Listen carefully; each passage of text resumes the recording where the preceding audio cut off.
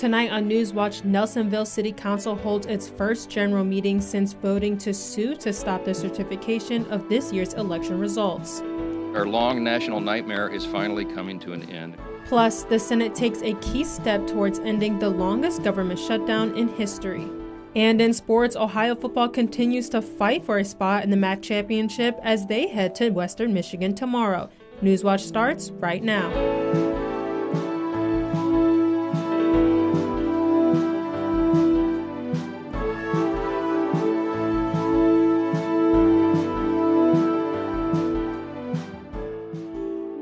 Good evening, I'm Serenity Prophet, and welcome to Newswatch. Nelson City Council reconvenes tonight after moving forward with a new lawsuit over the city's form of government.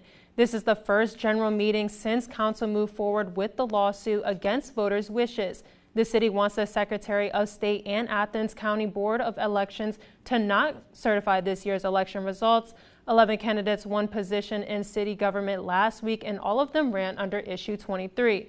This is the citizen ballot initiatives that changed Nelsonville's form of government. The council argues they've repealed Issue 23 in August, meaning none of those candidates can take office because they technically don't exist. Nearly 24 Nelsonville residents attended last week's special meeting about the lawsuit, all expressing frustration and anger their tax dollars are being used in this way. Council President Greg Clements urges the public to work with council during this time. This is ugly business that we're in right now. There's no question. So I just ask moving forward that we do respect each other and trying to resolve all these issues. It's unclear when the city will file its lawsuit against the County Board of Elections, and Secretary of State will be at an open house Thursday organized by the citizen group led,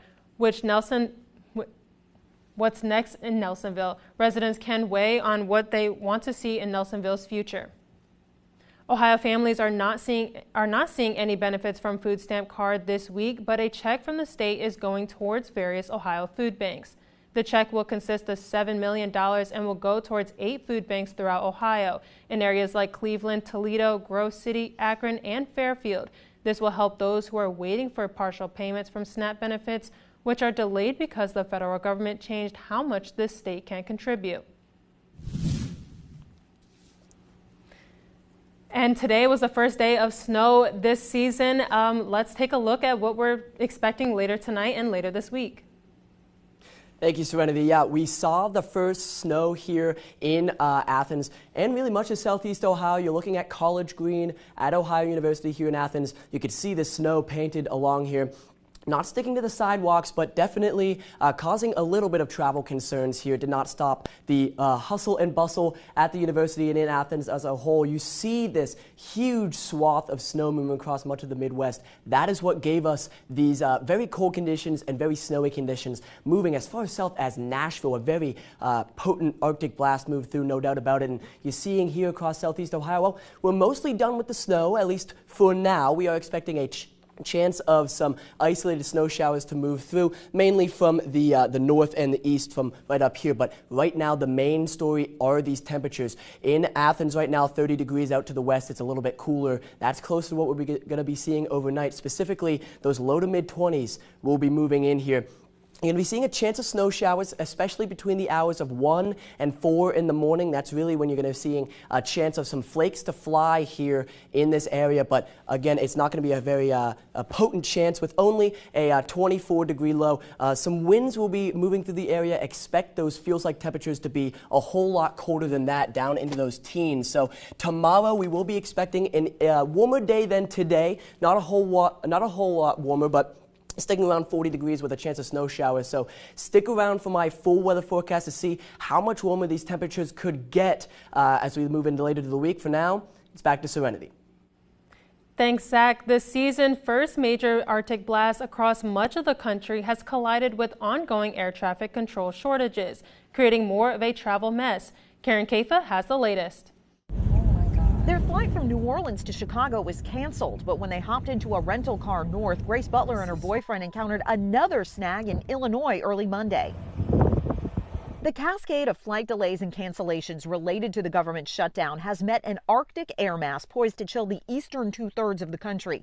Monday's big snow totals branching out from Chicago and around the Great Lakes and compounding an already messy situation at some major airports. I'm exhausted. I am tired. I am mad. I had to call the customer service. They couldn't give me anything. Delays due to air traffic controller staffing shortages began early Monday at airports including Chicago's O'Hare, Phoenix, and Dallas.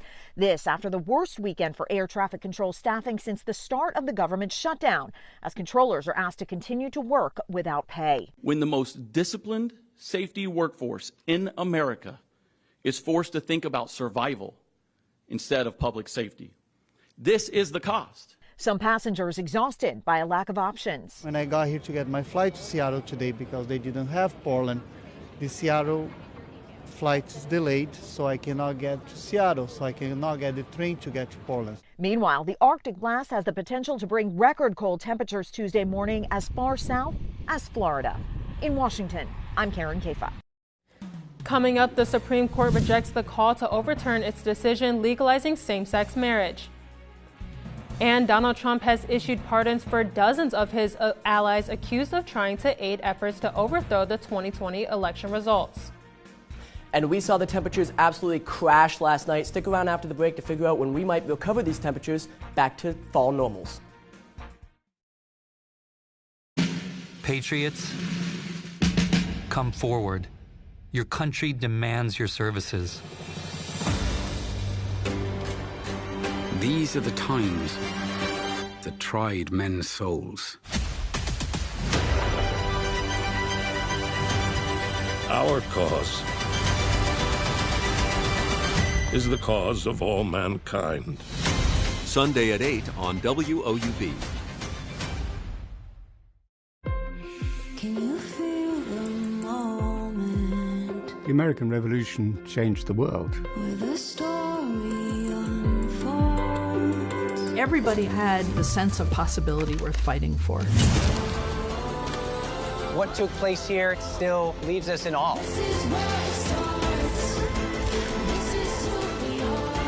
We can work towards equality together.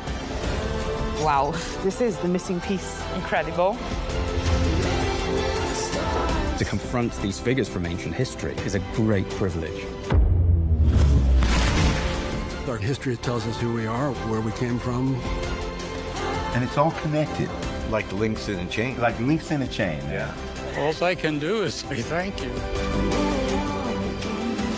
Wow, this is phenomenal. I'm really grateful for this.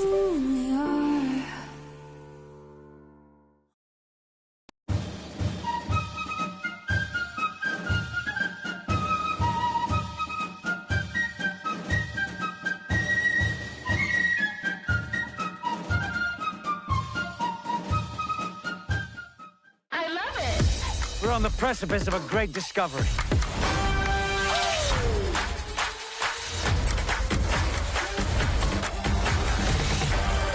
I love it. Fasten your seatbelt.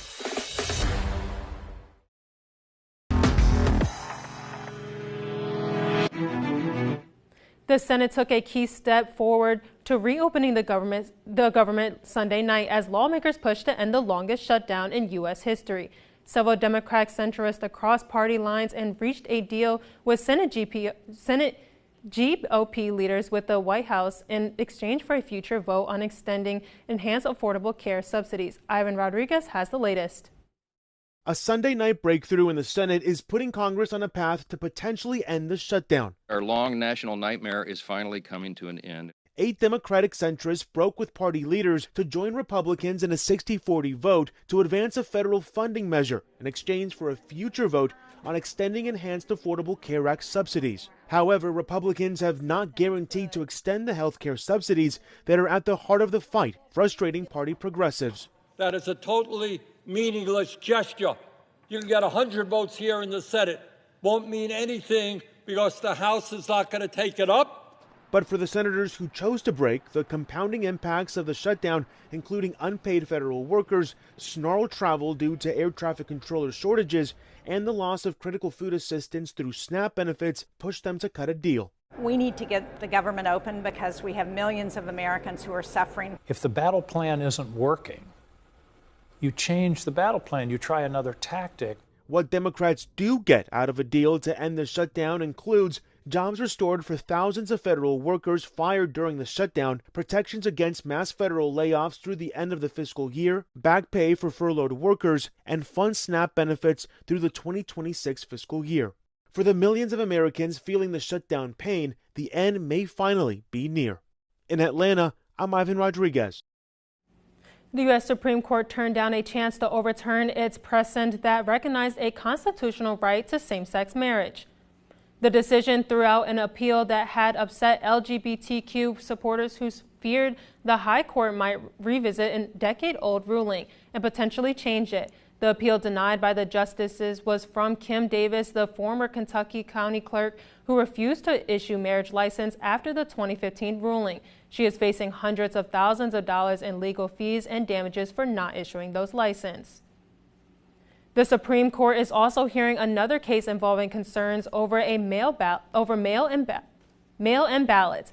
Currently, 15 states allow for ballots to be mailed in, but most states require ballots to be received by Election Day. The court decided today that they will hear the case involving a Mississippi law enacted during the pandemic. This law allows mail postmarked by Election Day to be accepted 5 days after the day of the election. Republicans' National Committee sued others over the law and claims it violates the federal law that fixes the date for election. The Justice Department has announced that President Donald Trump has issued pardons for dozens of his most loyal allies, accusing of trying to aid efforts to overthrow the legitimate results of the 2020 presidential election. In total, 77 people received what they are referring to as a full, complete, and unconstitutional pardons. The individuals listed include high-profile figures like Trump's lawyer, Rudy Giuliani, Sidney Powell, and the president's former chief of staff, Mark Meadows. This group presidential pardon is seen by many as symbolic since it only applies to federal criminal cases and no person on the list has been charged with a federal crime. Many, though, have faced or are facing charges in state that investigates efforts to overturn the 2020 election results. So that weather today, I mean, it's like one of the coldest and the snow has started. What's going on here? Yeah, I personally love the snow. Do you like snow? No, I do not like the snow. Well, from the Northeast, I absolutely love the snow. It's been a wonderful day for me here today, and it's going to continue to be a wonderful night here in Athens if you like the snow. At College Green here, you're seeing what can only be described as a winter wonderland. Some snow across much of the grass here across College Green with really some very cold conditions beginning to set in for the overnight hours here.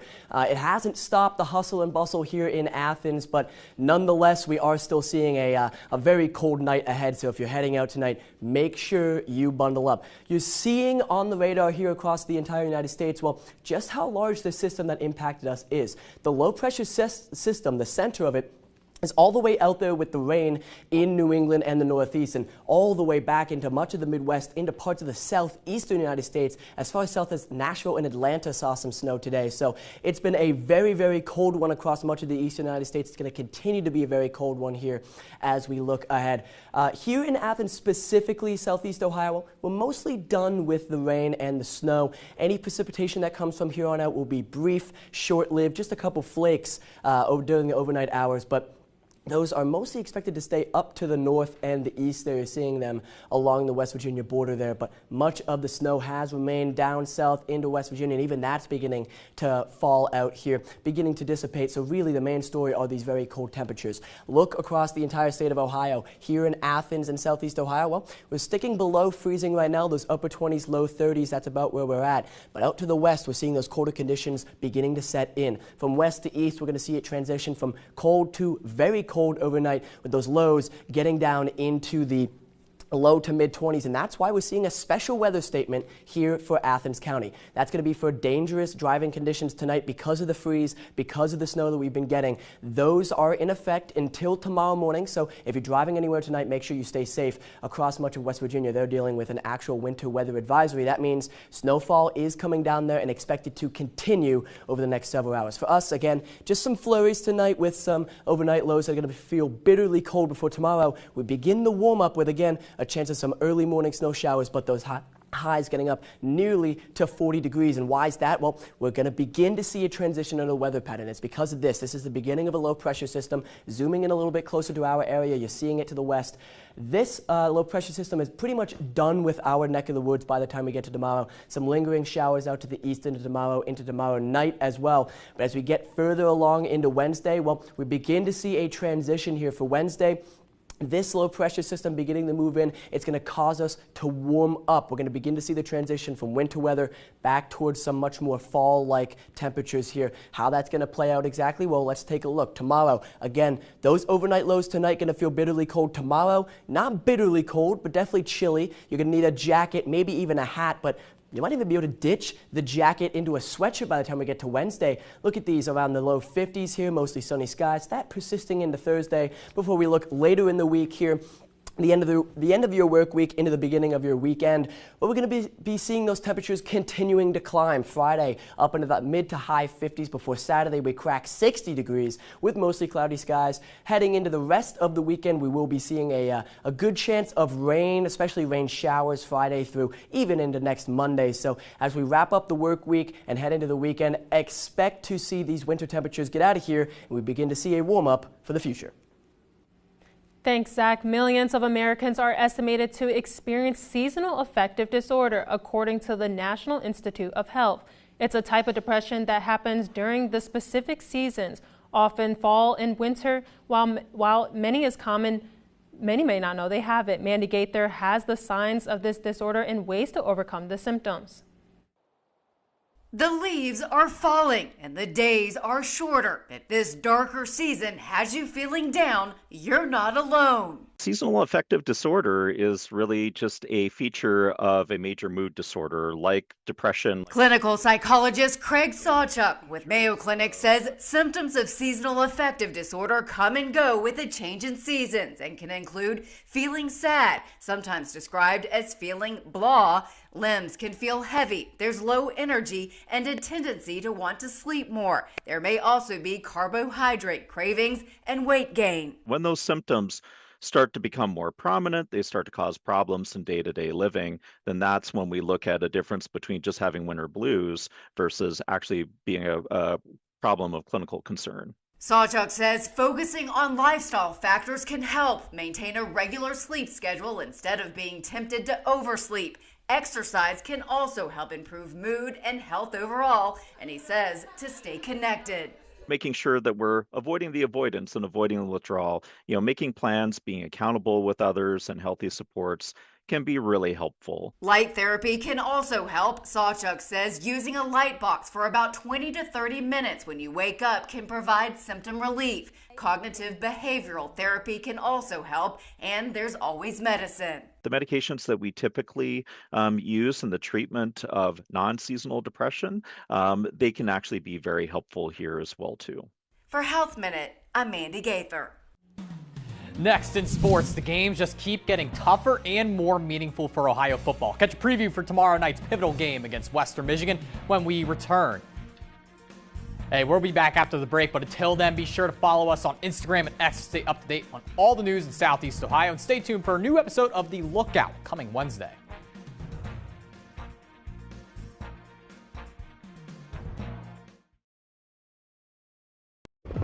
We wanted to go. We were just waiting on the edge of a knife. When are we going to get to go? The order is seize the city. RPGs, small arms fire from everywhere. I wasn't worried about, getting shot or getting wounded. I was worried about the guys to my left and right. I told him that I wanted to go, and he looked at me and said, "Son, you're going to die." Tonight at 10 on WOUB. Ukrainian forces have now launched their much-talked-about counter-offensive. Expected to be the biggest military operation in Europe since World War II.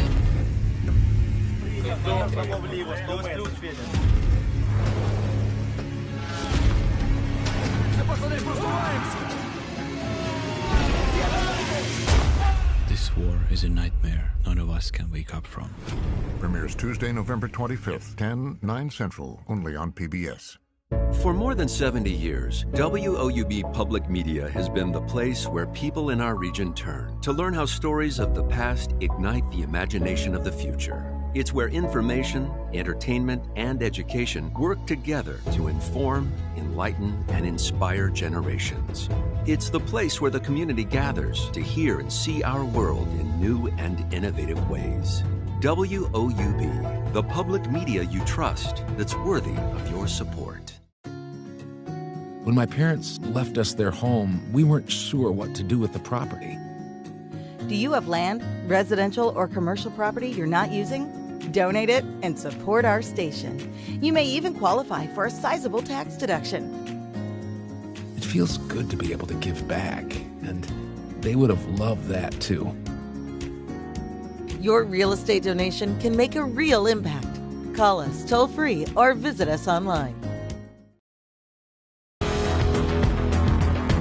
Welcome back. I'm Grant Kiefer. Midweek action is known as a fun, crazy version of college football that most fans can enjoy and watch for enjoyment alone. But this time of year is pivotal for Ohio as the Bobcats' biggest test so far comes on the road tomorrow night in Kalamazoo. Last week's win over Miami was huge for the Bobcats. They forced a four-way tie at the top of the conference. The good news for them is they have either played or play all four teams tied at the top. Western Michigan poses a threat on the ground with a mobile quarterback, something that Ohio is familiar with, given how well they contained DeQuan Finn last week against Miami. I would say different types of dual threats, where this one, more quarterback run stuff than they probably do with DeQuan. You know, his issues were more scrambling, our ability to keep him in the pocket, which it shows up this week also, but they probably do more true quarterback run game with him. I think he's got over 100 carries on the season. So there it is, the four-way tie at the top that's sure to break up a bit. Miami takes on Toledo this week, and the Rockets are always dangerous. Buffalo also plays Central Michigan, who's lurking just one game back. You've got 7 teams alive for just 2 spots in the title game with 3 weeks to go. Also in action tomorrow night, Ohio men's basketball continues its opening stretch of the season. We've been saying it doesn't get any easier for this team. This is the toughest stretch of them all, as Ohio will face 2 surefire NCAA tournament teams in 4 days. First up is St. Mary's tomorrow night out in California. That's a late night tip at the 10 p.m. against the perennial NCAA tournament squad. And it's right back to the Eastern time zone as the Bobcats will face Final Four hopeful Louisville. Thursday night was a major win for Ohio's momentum, and now the Bobcats can build off the win over Illinois State and play with a little bit of the juice. I think it's good that we need this momentum, and we need this juice of a win to go into the next week, because we know we're playing big teams, and I think it's good to have a win on our belt. One of the greatest in-season turnarounds in recent memory on campus has hit a major milestone as Ohio volleyball has officially clinched a spot in the MAC tournament. Let's just say it was pretty improbable. The Bobcats started off slow and reached an 11-game losing streak that extended into conference play. But that team is long gone. They've now rattled off 11 of their last 12 to grab a top 3 spot in the conference with just 2 games to go. They also play Western Michigan this weekend in those 2 games with a shot at stealing a first-round bye. Ohio women's basketball made their home debut at the Convocation Center yesterday afternoon. It's coming off the heels of a huge win at Texas State last Monday.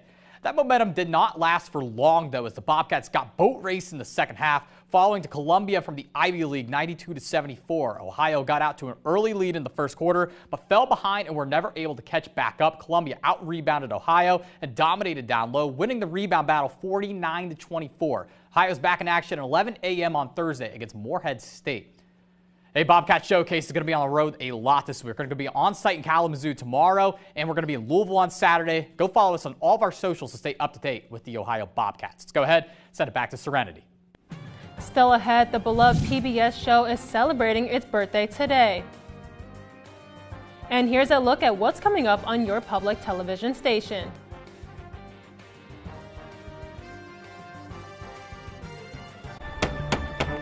Miss Austen. Miss Scarlett. Miss Austen was sister to the great lady novelist Jane Austen. What's she doing here? My name's... I know exactly who you are. The lady detective. Miss Scarlett, isn't it? Miss Austen. Miss Scarlett! Miss Austen. Miss Scarlett. Come along.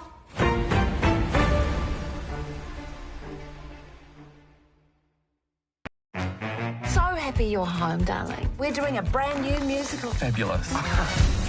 guys going to help with the show? It'll be fun. How am I meant to work under these conditions? Now, There's a way things are done here. this is musical theatre. I scream into the bar. For what it's worth, you've really got something. Shocking, but keep going.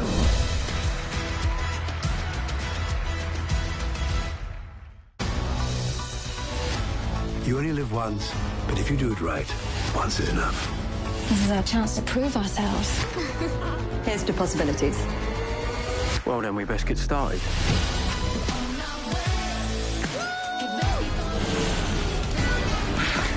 There's much about me that you don't know. You're persistent, I'll give you that.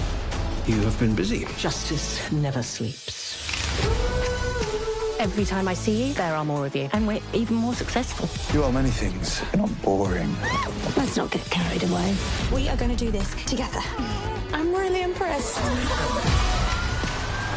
We're looking for 3 tons of gold. It's murder. We have a match. Probably just coincidence. Nope.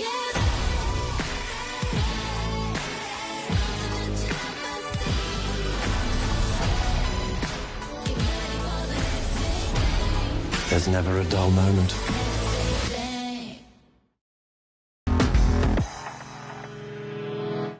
The beloved TV show Sesame Street has been featured on PBS since its debut in 1969, and today marks their 56th year since the first began. The public television show was the brainchild of Joan Coney, who was also a former documentary producer for PBS. She hired Muppets creator Jim Henson to create the cast of characters for the show. Some of those iconic features consist of Big Bird, Cookie Monster, and Bert and Ernie, who are all still popular today. So did you guys watch Sesame Street growing up? I know I loved it. It was a good show. Yeah, I watched it. I watched a little bit of it. I didn't grow up on it, but here and there. I mean, how much did you watch? Did you watch it a lot growing up? I wouldn't say a lot. I know I definitely watched it on Saturdays. It's kind of crazy that you just have so many generations that have watched it, right? Yeah, I did not know your it was on parents this have long. probably watched Yeah. it. Yeah. Elmo's iconic. You're seeing him multiple generations. That's an iconic face, and he's, I think he's probably my favorite character. I think so. Yeah, it's basic, but I think it does the job. And what else is going to need to do the job tonight is your coats, your jackets, all your winter gear here, because we're looking at a frigid one overnight. Those lows are going to be getting down around the mid to low 20s here, and a bit of a breeze will be coming through as well. So if you're looking for a decent fall night, you're going to have to look a little bit later in the week. For now, you're definitely going to be needing a jacket, again, hat, gloves, all of those, and maybe even some toe warmers if you're out there for a whole lot longer. A chance of snow showers tonight with those wind chill values getting down around the teens. As we look later in the week, we will be seeing a little bit of a warm up here, but not a significant one in terms of what's usual. We're just very below average here for the last couple of days. So on Tuesday, tomorrow, again, not nearly as cold as it will be tonight. You're going to definitely look for a bit of relief tomorrow, but still going to need at least a sweatshirt. Highs just below 40 degrees with a chance of snow showers, especially in the very early morning. As we look towards Wednesday and Thursday, your midweek, it's going to warm up a little bit as the sun begins to come out as well. Those lows will be getting down to freezing consistently, but those highs up into those mid to low 50s. Then you begin to wrap up your work week Friday and beginning your weekend on Saturday with temperatures reaching the upper 50s into the 60s here, breaking 60 degrees on Saturday. A chance of rain showers, expect that on Friday, Saturday, Sunday, Monday, all those days. A persistent chance of rain showers as a low pressure system begins to move into our area, warming us up later in the week and especially on the weekend before we begin to see some more fall-like weather. That does it for our broadcast this evening. Thanks for watching. For Grant and Zach, I'm Serenity Prophet. Newswatch will not air tomorrow for Veterans Day, but we will return Wednesday at 6:30. Stay tuned for the PBS NewsHour coming up next. Have a great night.